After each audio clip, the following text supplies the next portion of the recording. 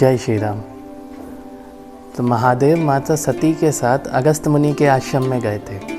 तो वहाँ राम कथा की चर्चा हो रही थी और ऋषि अगस्त ने जब महादेव से हरि भक्ति जाननी चाहिए, मतलब वो परम ज्ञान जानना चाहा, तो शिव जी ने उनको अधिकारी मान के कि वो उस ज्ञान के योग्य हैं, उनको वो ज्ञान प्रदान किया।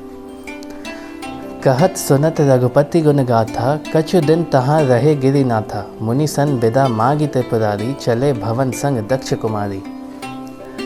तो कुछ दिन महादेव वहाँ पे रहे अगस्त मुनि के आश्रम में। कुछ राम की कथाओं की चर्चा होती रही और ज्ञान का आदान प्रदान होता रहा। तो अब राम की कथाएं ऐसी हैं जिनको आप जीवन पर्यंत भी सुनते रहो, राम की कथाओं को, उनके गुणों को, उनकी लीलाओं को, तो वो जीवन भी कम पड़ जाए। सुना है ना, हरि अनंत हरि कथा अनंता। तो हरि भी अनंत हैं और हरि की कथाएं भी अनंत हैं, लेकिन जब आपकी आत्मा को तृप्ति मिल जाए तभी वही मोक्ष का सही समय है। तो कुछ दिन वहाँ पे अपनी आत्मतृप्ति करते हुए महादेव रहे और श्री राम की कथाओं को सुनते रहे और फिर विदा मांगकर दक्ष कुमारी सती के साथ वापस आए कैलाश की ओर।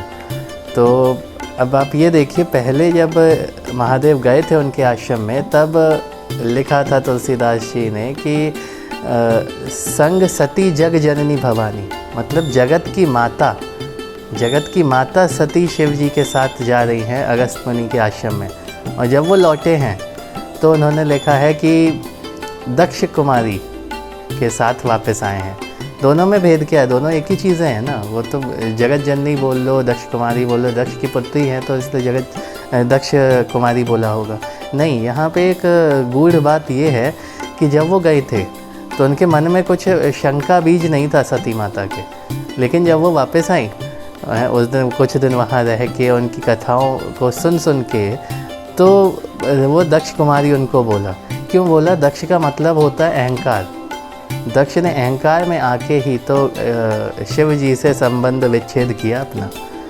दक्ष अहंकारी नहीं होते तो वो हरि और हर में भेद थोड़ी करते, लेकिन उन्होंने शिव जी और विष्णु जी में भेद किया क्योंकि वो अहंकारी थे।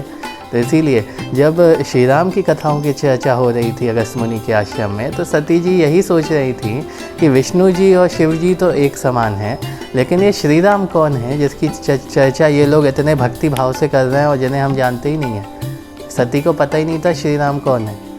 इसीलिए उन्होंने लिखा कि दक्ष कुमारी के साथ वापस आए, क्योंकि एक शक का कीड़ा उनके दिमाग में घुस चुका था। तेही अवसर भंजन मही भारा, हरि रघुवंश लीन अवतारा, पिता बचन तज राज उदासी, दंडक बन विचरत अविनाशी। उन्हीं दिनों में जब शिव जी वापस आ रहे थे दक्ष कुमारी के साथ अपने भवन के लिए, कैलाश के लिए, तो राम जी ने अवतार लिया था। यहाँ कहा है हरि ने, विष्णु जी ने अवतार लिया था पृथ्वी का भार उतारने के लिए। अब पृथ्वी पे कौन सा भार पड़ गया? पृथ्वी पे भार पड़ गया पाप का। जब पाप बढ़ता है और इतना बढ़ता है कि पृथ्वी दब जाती है उसके बोझ से, तब भगवान अवतार लेते हैं उस पाप को कम करने के लिए। कि जब झेला ही नहीं जा सके, अति हो जाए, तब आते हैं भगवान। इसीलिए वो जो रावण का यशोगान कर रहे हैं, उनको ये समझना चाहिए कि रावण ने इतना अत्याचार किया कि हद हो गई, तब भगवान ने अवतार लिया। तो ये उन्हीं दिनों की बात है जब शिव जी अगस्त मुनि के आश्रम से वापस आ रहे थे। तो श्री राम अपने पिता के वचनों को पूरा करने के लिए, यहाँ लिखा है अविनाशी, जो जिनका विनाश नहीं हो सकता। जिनका विनाश नहीं हो सकता वो तो क्या कुछ नहीं कर सकता, लेकिन जो कुछ भी कर सकता है उसके ऊपर भी दायित्व तो होता है कि वो समाज को दिखाने के लिए और समाज के सामने उदाहरण रखने के लिए अपना जीवन आदर्श रूप में जिए। तो श्री राम अपने पिता के वचनों को सार्थक करने के लिए साधु के वेश में वनवास पे थे और दंडक वन में विचरण कर रहे थे।